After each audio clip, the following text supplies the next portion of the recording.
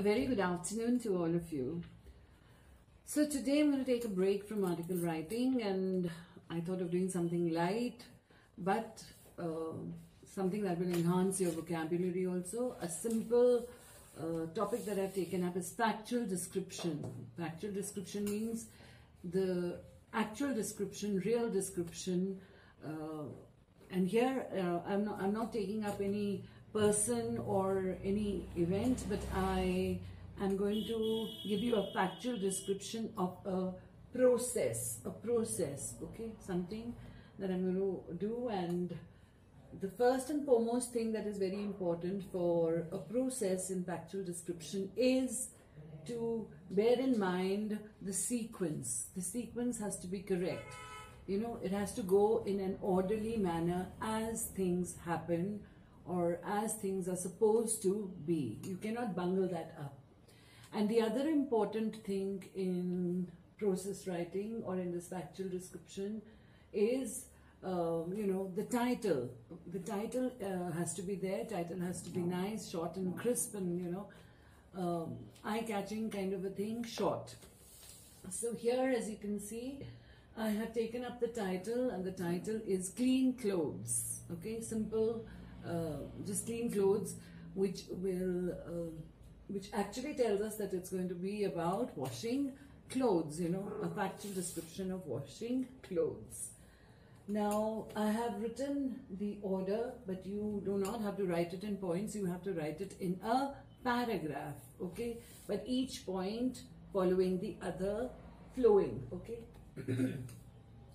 So the process involves, the first thing is, from the laundry bag, when you take out, your clothes for washing, the first thing that you do is you separate the white ones from the colored ones, okay? And the reason behind that is because the colored clothes can bleed, B-L-E-E-D. The colored clothes can bleed. And when the color bleeds, it goes on to the whites, and blotches and patches of that color will come on and they will spoil your clothes. So the first thing is separate the white clothes from the colored clothes. The next one is to check the pockets of the clothes that you're going to wash. Okay, so because sometimes there's money there, or sometimes some important piece of paper is there, in the pocket, especially for men folk, and even girls also these days, they wear trousers and jeans and things, or something important that you've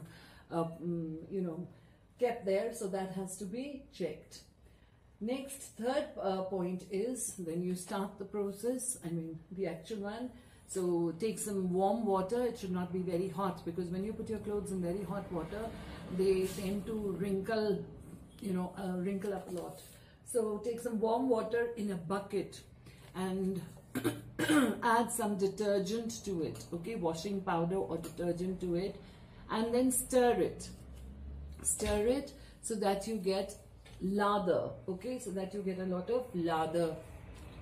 Then you soak the clothes in that water to which detergent has been added. You soak the clothes and you leave them there for some time, so that the dirt and the impurities and whatever it is, can come out. Then, if the linen is really soiled, it has stains, soiled, then you can, use, these days there are a lot of things like you have Vanish and things like that, or you can just use detergent on that area. And collars and cuffs, they should be scrubbed. Scrub means that they should be rubbed hard, especially when you use a brush and water, okay? So collars and cuffs should be scrubbed, because that's the area where you have most of the dirt collected. Then after that, when you scrub them and you clean them, then you rinse them. You leave them under running water. If you have running water, then rinse them in running water. If you don't have, then you have to take another bucket or another tub, so to speak, or a little small tank kind of a thing. And from there, you have to drain out the soapy water, and they have to be cleaned, or they have to be rinsed. After that, you've done the rinsing and they are clean, Then you have to wring the clothes, okay? You have to wring them. Wring means nichorna, okay? Then you have to wring them so that all the extra water comes out, okay? You wring them. Then you have to put your washing. I mean, it's better if you say put out the washing, not say put out the clothes. Clothes also you can say, but then you can put out the washing on the washing line, okay? Tar pe jo kapde. So that's called a washing line. And if they're colored clothes and they're expensive clothes and you don't want them to fade out, okay, then what do?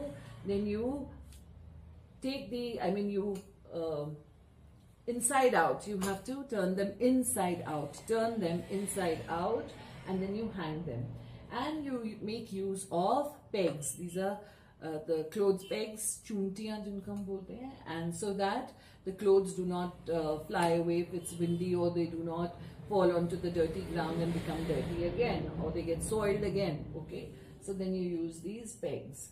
And sometimes some people also believe in not drying their clothes in direct sunlight because they tend to fade, the color fades, okay? So, and after that, so that is just a simple process, okay, that I have given here, and that is how clothes are washed. And the whites you should wash separately, okay? Now, that is all about that. That first of all, you separate the white clothes from the colored clothes to avoid any kind of color running onto the white clothes or the colored clothes bleeding, okay? Then you check the pockets, then you take some warm water in a bucket and you stir it and you get that lather, and then you soak the clothes, and collars and cuffs have to be scrubbed, and any soiled linen or stains or anything, that also has to be looked into. After that, then you rinse them in running water, or if running water is not there, you have to take clean water in another bucket and clean them.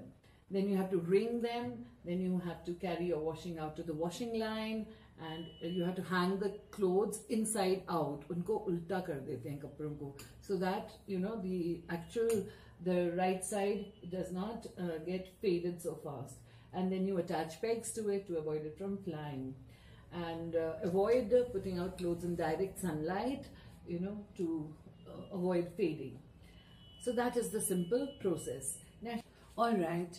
Now here I've written some words which we've used here also. So I thought we would just, you know, increase our word bank, because these words can be used in other contexts also. Now the first set that I have is dip, then soak and douse. Okay, dip, soak and douse. Now here I've written that you soak the clothes in water. I could have written dip also, but no, dip is not the right word to put in or fit in over here. Why? Because dip means a brief immersion, okay? Brief immersion in a liquid or anything. For a brief means for a very short time. And soak means when you immerse something for a longer period of time. For example, many people like to dip their biscuits in tea and then have them. So it's a very short span of time. You just dip it and you take it out and you eat it. So dip is immersion in something, in a liquid or water or whatever, for a short period of span, very short period. And soak means a longer immersion. Then the third word here I have is douse, okay? Now this word douse is also connected with water. Now douse, the water connection that we have over here, this means when you spray water over something, when you drench something with water, okay? So douse. And mostly we generally use it to douse a fire. Douse means to extinguish, to put out a fire, okay? So the firemen sprayed a lot of water to douse the fire, okay? So that is when you spray water and you get wet or drenched because of that spray, okay? Spraying of water. So that is douse. Now here I have written the word ring, and ring I told you over here is nichorna, to take out the excess water that is there in the clothes so that they can dry faster. Okay, so ring can also be used in a different context. Now, just as we take out, extract the extra water that is there in the clothes. So sometimes when these convicts or suspects, they are, being interrogated, then that also means that the police, had great difficulty to wring out a confession from the suspect, to extract, okay, from the suspect. So that can be used in a different context, as I've just said. The next set of words that I have for you are froth, foam, lather, and suds. Okay. Now, froth. Froth, they are actually, it's a mass of small bubbles in liquid, which could be caused by agitation, which could be caused by fermentation or salivating. Okay. Agitation. Supposing you stir something very, very fast, that way also, you get those bubbles on top. And the next one is fermentation, when things become sour, supposing in the summers, like you've forgotten to put the leftover dal or vegetable in the fridge and you leave it out. So then when you heat it, you taste it, you come to know that it has turned sour or rancid kind of a thing. Okay. And then also you get that those bubbles on top, and you know that the dal is spoiled and it's not fit to be eaten. So that is fermentation. Okay. And salivating. Now this, mostly in movies you've seen that, if poison is given to a person in his food or in his drink or something, and when the person dies, there is that white saliva, the bubbly white saliva that comes out, that is also called froth. Okay. And it could be a snake bite, then poison, of course, poison of the snake, or poison is administered in food or drink or something, and when the person dies, then that the white bubbly saliva that comes out, that is called froth. The next one that we have is lather. Sorry, foam. Okay, foam. First is froth, then we have foam.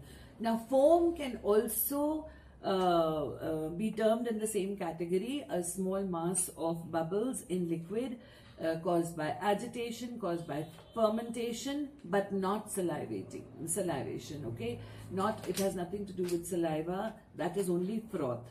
So only agitation or fermentation, then that is also called foam. Okay, that's also called foam. Now in oceans, and you've seen the waves, and then you've seen that that white bubbly substance on the crest of the wave or in the ocean, then that is called sea foam. Sea foam. Okay. Then we come on to the third word that I had was lather. Lather, which we used here also, that you stir the water to which detergent has been added, and you produce a lot of lather. So here, and then when you shampoo your hair also, the instruction on the shampoo bottle is also given, lather and rinse, So that is the frothy white mass of bubbles produced by soap or washing powder or detergent, etc., when it is mixed with water. So that is lather. Soap and water and the bubbles that we get, that is lather. Now, lather can also be used in a different context. So, like lather is also when it's stirred up, you lather when you shampoo your hair, you take your fingers and then you rub it, and you produce that lather. So it's a stirred up form, okay, of soap.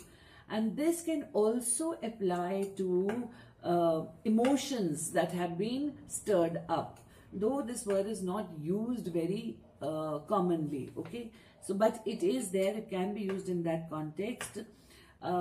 For example, like I'll give you an example. Like someone who's upset is in a lather because the emotions have been stirred up and the person is agitated or is very sad. Then the next word that I've given over here, suds, is S-U-D-S, suds. This means soapy bubbles, just soapy bubbles, okay? So we have froth, which could be used for agitation, for fermentation, and salivating also, okay? Then foam we have for agitation and fermentation, but not salivation.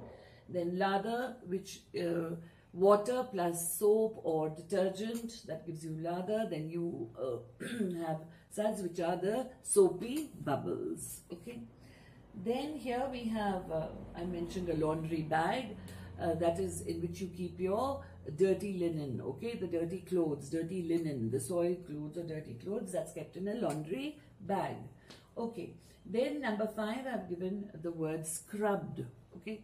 Now scrubbed means to rub hard, okay? Like collars and cuffs, which are dirty, which gather most of the dirt and dust, you know. So that has to be scrubbed with a brush, okay? So that is called scrubbed. But we also use this word scrubbed in an informal manner though, when we want to say that something has been cancelled or something has been abandoned, okay? So I'll give you a sentence. The first 2 races had to be scrubbed because of blustery winds, very high velocity winds, okay? The first 2 races had to be scrubbed, means the first 2 races had to be cancelled or abandoned due to high velocity winds or due to rough weather or due to bad weather, okay? So that means cancelled or abandoned, but only in an informal manner, not when we are speaking, you know, in a formal manner, then we don't use it, okay?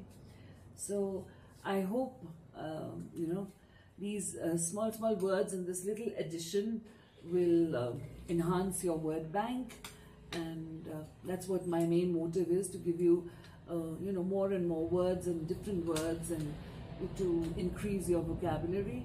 So that is the main motive behind all this. So thank you very much for listening, for watching. God bless you all.